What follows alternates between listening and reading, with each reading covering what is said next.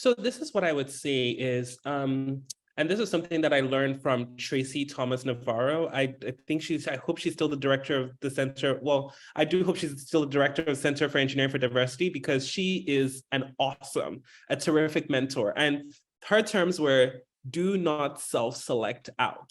I think that is sometimes something that we do oftentimes as university students, because again, we might not have had so many professional experiences, and you sort of feel like, oh, well, I learned biomedical engineering, so it really needs to be like a BME company, Medtronic, Biotronic.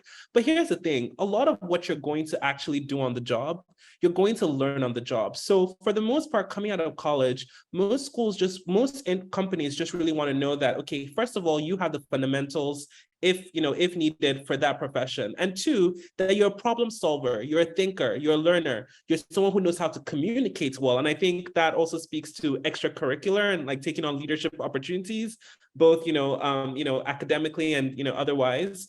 Those are really what a lot of companies sort of look for. No, I definitely apply as many places as you can, because you need options. Even if you don't want to work there, you can still leverage it. You can leverage it for more offers. You can leverage it for more money. Always negotiate as long as it's an option. In my case, I couldn't negotiate because it's like public. They don't. Yeah, they have like steps. It's very transparent. There's nothing like that. But the place, I negotiated my offers for both my other places though. Texas and San Diego. In Texas, I think I got $10,000 more.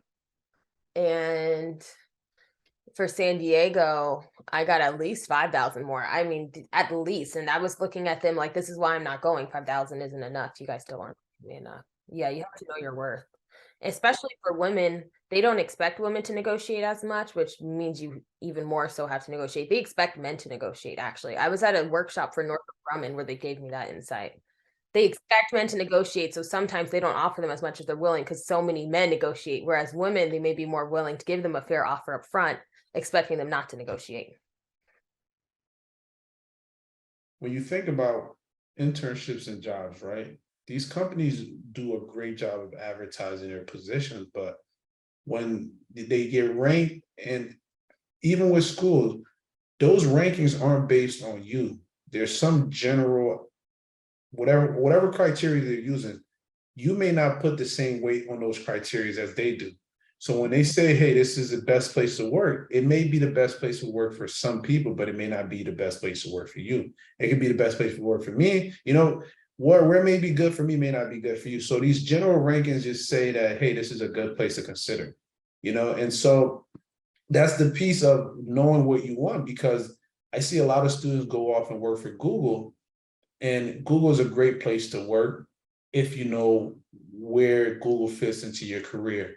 But if you're just there as a software engineer, then in some sense, you may have had a better opportunity or better experience at a not as highly ranked company, or not as shiny of a company, right? Because maybe they're doing more things you find interesting.